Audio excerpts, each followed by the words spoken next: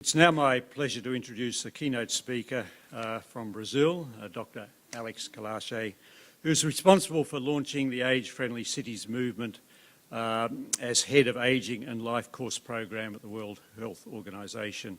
More recently, he's been thinker-in-residence at the South Australian government, and he's developed strategies for older people there.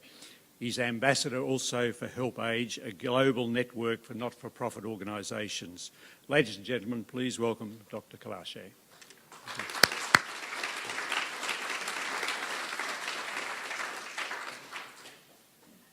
It is wonderful. I always feel humble and very proud to see the idea that was first starting back in 2006, 2007. It's a long story. I had to improvise qualitative research in my hometown, Rio de Janeiro, more specifically a district in Rio de Janeiro, Copacabana.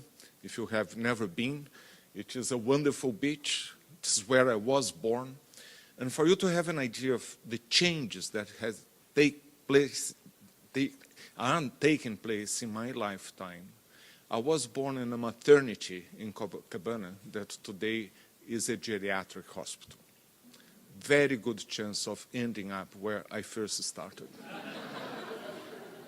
And Copacabana today is a very thriving community, but it's no longer the Copacabana of my youth.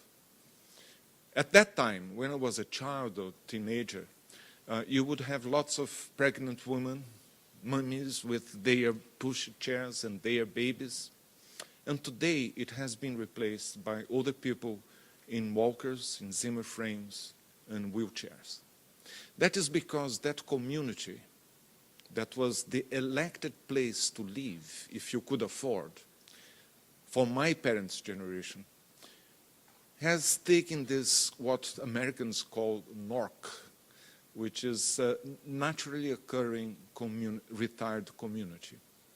The people that went there as young people, like my parents, they stayed, and their children, let alone their grandchildren, have moved away to more fashionable, trendy places. Although Copacabana is still a tourist spot with lots of young people playing their games and having festivals and music, it is mostly today a place where you have 30% of the people living there over the age of 60. It is surprising, especially for an international audience. It's not what, when I say Copacabana, you may immediately think of beautiful women in bikinis and strong guys playing volleyball. It is that too. But it is increasingly a place that I consider a laboratory, where I can test ideas, because Copacabana is nothing but Brazil in another 20, 30 years, when the total percentage of population aged 60 plus will be the same as Copacabana today. And that is why in 2005, when the International Congress of Gerontology took place in Rio de Janeiro, and I was invited to be the keynote speaker, the organizers asked me to come up with an idea that would hook the media, that people could talk. So I thought, well, if they want something that the media will talk about gerontology, aging, and the Congress, I will do an improvised focus groups, qualitative research in Copacabana, asking older people what it's like to live in Copacabana. And when I presented in the presence of thousands of participants at this international congress, there was so much interest that I thought, well, WHO, which of course at the time I was directing the program on aging and health, John Beer is my successor, I think that we can turn this improvised, very, with friends, asking older people around the table what it's like living in Copacabana, and make it an international multi-centric project. I then contacted friends and people, including here, enthusiastically from Australia. The response was great. And we started with 35 cities around the globe Based on that methodology that we tied up, and it is the Vancouver Protocol that I invite you to look, and it is there in the WHO website, looking at the 8 dimensions of what really influences the aging of a population. And the rest is history. We launched it in 2007, precisely this month, in October 2007, the WHO Age-Friendly Cities Guide. We have now, as you heard from John, over 180 cities that are involved formally, but we have many more that are not formally part of the WHO network. We have just been to this conference in Quebec, the International Conference on Age-Friendly Cities, and there are probably about 1,400 cities and communities around the world participating into what has become a global movement. But you asked me to come here to talk about new trends, and largely what I'm going to share with you is part of this report, which is called the Longevity Revolution, Creating a Society for All Ages. And it's the result of work that I have conducted with the Southern Australian government as thinker in residence, and it was delivered early this year. Of course, I will not have time to go into any details of what is in the report with 41 recommendations that I believe apply largely to any other community or state in this country. But it is in the website, you can take note, it's www.thinkers and then .sa, South Australia Governmental. So that is the title, Responding to the Longevity Revolution, New Trends, Opportunities and Challenges. And the first thing that I would like to share with you is the importance of the life course perspective. It's not the seniors against the youngers. It's not youth and old age in different battle champ. And it is encapsulated into this graph. We want to go through life in terms of our functional capacity in the red line. We are born completely dependent on our parents. We need someone that will look after us. And then gradually, throughout our stages of growth and development, you reach the peak of our functional capacity. I'm talking about physical capacity, ventilatory capacity, cardiovascular, muscular strength. And then gently we will go down, and is the decline that is inevitable. It is part of life. I don't expect to run around the block with the same speed I used to 30, 40, or 50 years ago. Is there anybody here that is younger than 25? So we're all declining. And that's not a problem. Provided that you reach old age and you continue to be above the disability threshold, you are part of the solution. You're not a burden. You're not a problem. And if you are below the disability threshold, you can still have quality of life, and you have the right to have that quality of life. That is what the age-friendly society is all about, is to provide opportunities throughout the life course so that we can age well, and for those that will have disabilities, to provide the necessary support, physical, social, attitudes, and so on, that will provide that quality of life. And avoid the yellow line. You never reach the peak, you will have less capital for life, and then you will hit the disability threshold prematurely for often reasons that could have been prevented, avoidable, and treated.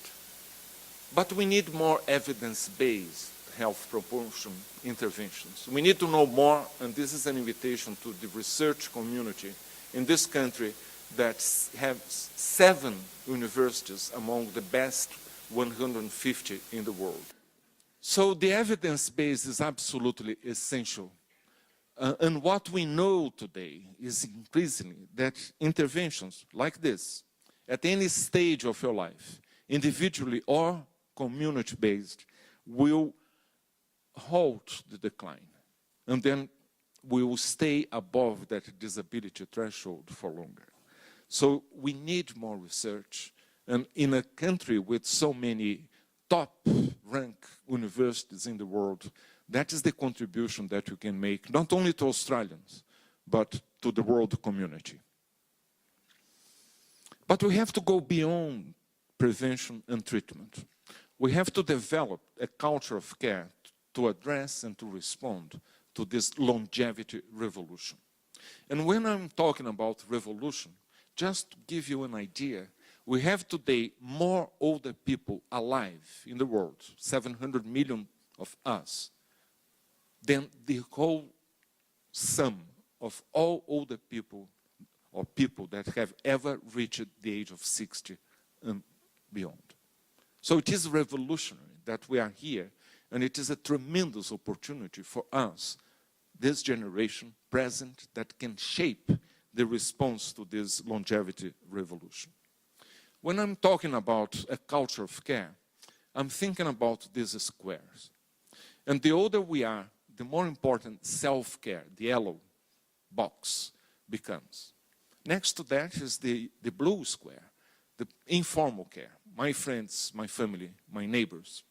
Only then comes the community, very important, paid health professionals and social work professionals that will provide the services at community level, mostly primary health care, and only then institutional care.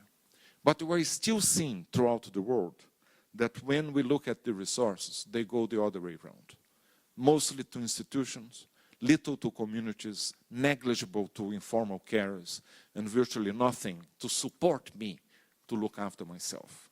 So we have to address this, and this is another pressing need. And a country like Australia, with the resources that you have, both financial and human resources, can do, again, a lot to support progress in this respect.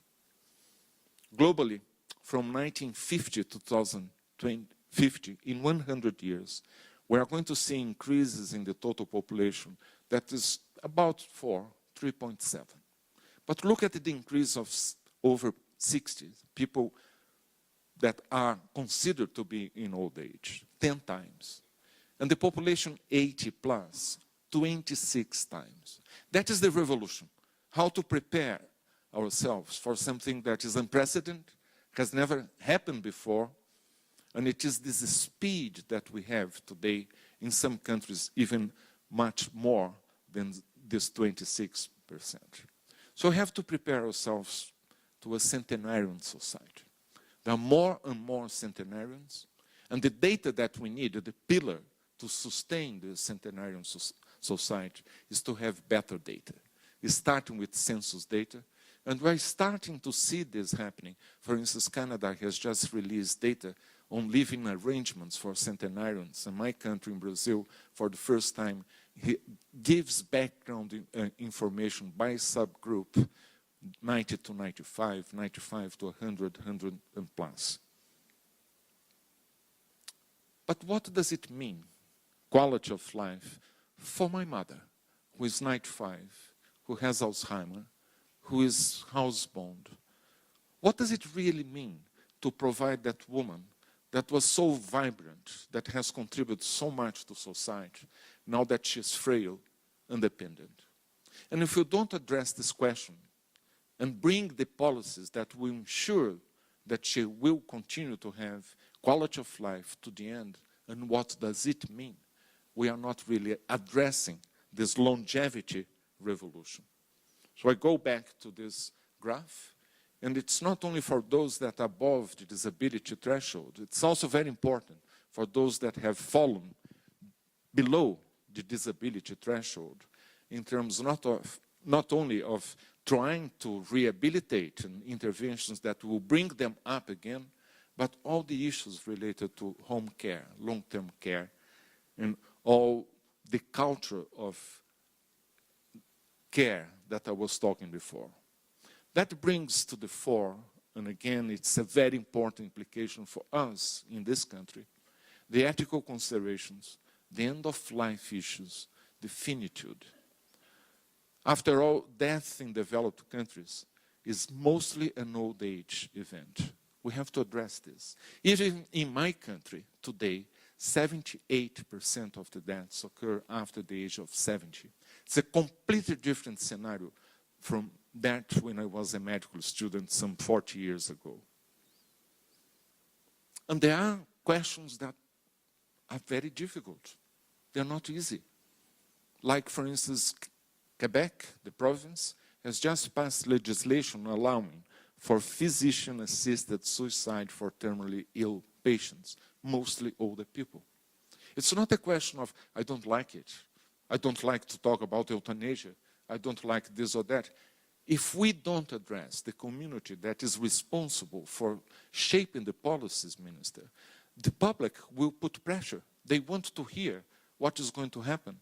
And it's not only the province of Quebec. We have a number of countries now in Europe that one way or the other are doing this formally, and many other countries that are doing this informally. So it's better to bring them under the legislation, see, jet lag, or else we are going to fail the society as a whole. It's not only at the top, those that have reached aged 60, 80, 100, but it's also to address the questions that are at the bottom of the pyramid, which is no longer a pyramid in many countries, including here, Australia, because they are part of the equation of addressing the longevity revolution. For instance, in my country, women that have longer schooling, 8 years plus, have total fertility rates of 1.6. So, in average, less than 2 children. The women that have less than 8 years of schooling, twice as much. I'm not worried about those 1.6 children because they will get all the education their parents can provide. They are precious, they are fewer and fewer, and therefore they will have all the opportunities that you can expect. I'm very worried about the others because they will depend on public policies that will provide them a good start to life so that later in life they can look after us as we get into older age. If you don't address this, you're not addressing the longevity revolution. And often in developing countries, we are wasting the demographic bonus for the lack of policies on investing rightly, not only for the care of older people, but also on those that will provide that care financially, but also in terms of actual physical care. In my lifetime, we have seen this increasing life expectancy of 32 years. I'm not talking about 32 years of old age. I'm talking about 32 years of life. And this has a retroactive impact on all the stages of life. Life is different from the life when I was born, expecting to live 43 and today 75. It is revolutionary. This has happened in my lifetime. I'm not talking about hundreds of years. And in Australia, you had a life expectancy of about 43, 44 by the beginning of last century, and now you see where you are. But it is a privilege to this generation to shape and to respond to this longevity revolution, especially a special group here. I'm talking about baby boomers. I'm talking about this large cohort with educational levels and also health status unprecedented compared to any previous generation, with more money on their pocket, living inside countries that have global influence in culture, in Europe, here, in the United States. And because of this large number, in good health, good schooling, every single stage of life that we have touched, we have transformed it. We have seen the sexual liberation, we have seen the emancipation of women, we have seen big activist roles in terms of issues like racism, more recently about homophobia. All this is written in my DNA. Nobody is going to take away my memories as a student participating in the 1960s movements or our fight and struggles against dictatorships in South America. How come I would age like my parents, let alone my grandparents? we are going to change. And in the same way that we have created a transition that is now very familiar to us, adolescence, we are now creating a new one, gerontolescence. And you are not seeing an older man, you are seeing a gerontolescent, and I'm going to age loudly. That is another transformation, another transition that's going to have tremendous impact. The only difference is that adolescence should last for 4 or 5 years. It's true that I have some classmates that still behave like adolescents, but gerontolescence is going to last for decades. And the meaning of aging, this new social construct, is another thing that we have to put the finger to follow what is happening and how it is happening. So we have to reinvent the life course. We're still trapped in this old-fashioned model that comes from the 19th century. And we cannot have an instrument or ideas, solutions for societal challenges based on something that happened 130 years ago when Bismarck created the Social Security. When few people would go beyond the schooling of 12, 14 years, people would move abruptly from childhood into adulthood, and then they would start working in yellow throughout their lives, very hard. And then when Bismarck looked at the factory floor, people wouldn't sit and work with computers. They would need energy, physical strength. He said, that's silly. Life expectancy in Germany is only 46. Few people reach the age of 60, with diseases for which medicine doesn't have anything to offer. So I will send them home, give a little money, better than to pay a full salary, pretending that they are productive when they are no longer, and they will die anyway in 2 or 3 years. So economically, it made sense. What doesn't make sense is that we're still based on the same model. We have longer schooling in green. We start working at some point in our youth, and then it's work, work, work, work, work, work. And one day you work until 5 and wake up the next morning at 9 o'clock to put pajamas and flippers and to read papers, or if you're a woman, to knit sweaters. For whom? They are not babies anymore for all the sweaters over years, because it's not going to be 2 years. It's going to be 30 plus. And in the future, this is an invitation, serious invitation for you in Australia with your resources, financial, human resources, a small country in terms of population, highly urbanized, to reinvent yourself so that the future will be much more colorful, that we can have longer schooling, have fun in blue at the beginning of your life, not wait until you retire for that, and then start working at some stage. And for women, for instance, you start working, then you have assistance to have babies. Isn't it what we need now? With 88 countries with total fertility rates below replacement level. But to give assistance to this woman and not to punish them at the end of their working lives because they will have contributed less to Social Security because they dare to have children and look after them. To bring a society, a culture of care in which men will participate in the care of the young ones. And then you carry on at the age of, 38, do a master's degree, care working, take a year off, take a sabbatical, go to Nepal or to Machu Picchu, and think about what you're going to do with the second half of your life. I'm not talking about a few years more, it's the second half of your life. And the decision that you may have made at the age of 18 may not be suitable anymore. Come back re-energized to continue to contribute to your society for decades. And then you do another course in green, take a year off to look after your mother who is terminally ill. Isn't it a mark of civilization, a caring society that will provide that care? But get the assistance from the government, from the public and the private sector. And eventually you start retiring over a period of 10, 12, 15 years. Not abruptly. And at the age of 75, do a PhD. Why not? People are doing it. So the foundations for this longevity revolution in my opinion, are still there in this policy framework that WHO launched in 2002. It has this face, it is there in the WHO website, in which we define active aging as a process, a lifelong process of optimizing opportunities for four important things. You want to be healthy, you want to have knowledge.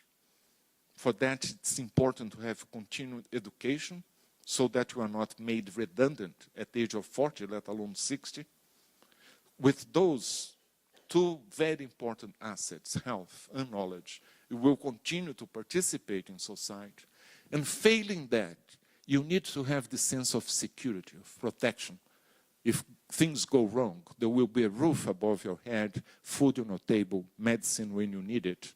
And this is essential to avoid what has, over millennia, the horror of getting older, not knowing who would provide what you need when you reach that age.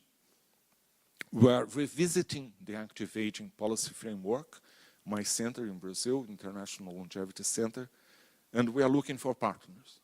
I look to my colleagues here and wonderful friends from the academia.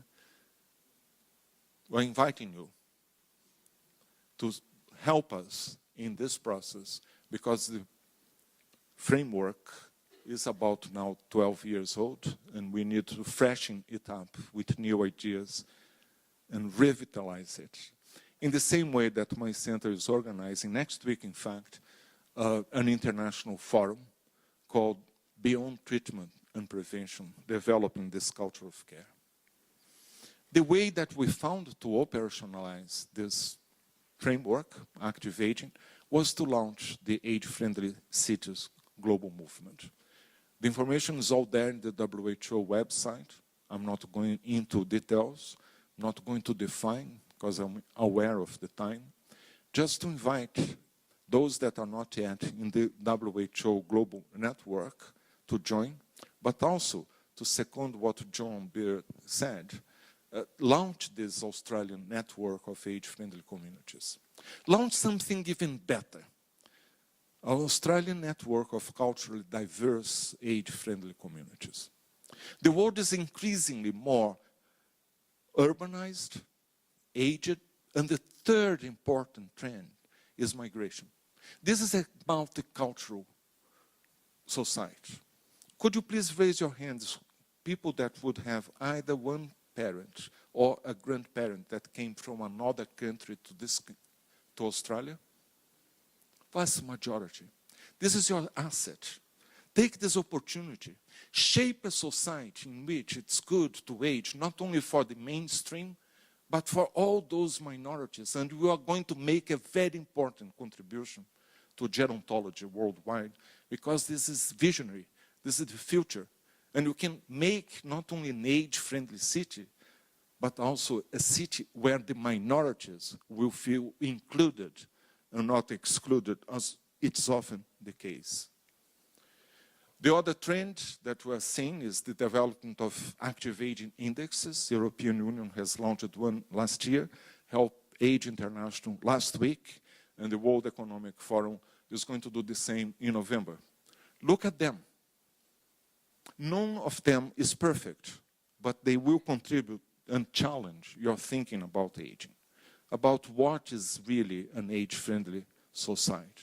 Always with this important focus on a bottom-up approach. Let us stop talking on behalf of other people and listening to them, but obviously we need the response, especially from the public sector, the top-down.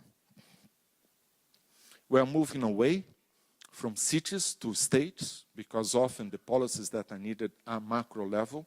So we need orchestrated responses in South Australia, in the state of São Paulo, in Andalusia, and we are busy doing that. And always think about a rights-based approach. All the people have needs, but above all they have rights. And this is very important because they imply the right to health, to learn, to work, to be protected, to be insured, to participate, but also the right to stop, the right to rest. We are 2 steps closer to have a United Nations Convention on the Rights of Older Persons. Slovenia is the first European country to have broken ranks with other European countries. And the United Nations Human Rights Commission last month has approved a resolution establishing a special rapporteur on the rights of older persons. Australia, be, please, the first country from the developed world to unequivocally say we need a United Nations Convention because we need that voice there. And so far, developing countries are demanding it, and developed countries are saying, no, we don't need. And finally, let us think about the world that is being created with so many more older people. It's going to double the proportion within the next 25 years. And with more and more older people, we will have this exchange. We'll have more of these children that will be listening and will be inspired by older people around them. Look at the eyes of this boy looking at this older woman doing whatever she's doing in the laptop. This is generosity. And as the psychologist Ergson said, it's moving away from a focus on oneself to a focus that is broader, social radius. The ability to mentor, to guide, to look at the next generations. And this is why I feel very confident that as we're going through this very fast aging process, the world is going to be better. And we are going to stop talking about older people as burden or problems. This increasing presence of older persons in an even more urbanized world shows the importance of changing the paradigm, developing this culture of care, respecting diversity, the fact that in older age we're more different from each other than at any other stage of life because we have lived longer, and to promote solidarity between the rich and the poor, men and women, all social classes, religions, races, sexual preference, developed and developing countries, espouse, pair with another city in the developing world. Choose somewhere in India, in Indonesia. Express the solidarity because you can do it. And above all, the solidarity between the young and the old. My son took this photograph when his baby, my granddaughter, was only 6 months old. And she looked at the eyes of this old man, her great-grandfather, who was then 94. And that was exactly what he captured. That movement of one looking at each other in the eyes. And they got closer, closer, closer, until they could touch each other through the nose. That is the solidarity. This attraction is natural between the young and the old. My baby, Jasmine, she was not looking at an older man. She was looking at someone that was special. Somehow she could feel that. And this old man has also taught me a very important lesson that I want to share with you. He died about 5 months ago at the age of 104. And just before dying, the nurse came to his room 2 or 3 days before the event and said, "Remind me, how many children again do you have?" And his reply was, "Well, so far only 3. Cultivate this. Be light as you age. Have sense of humor, because in very old age, in this culture of care, you will need people that will enjoy being with you. Thank you very much.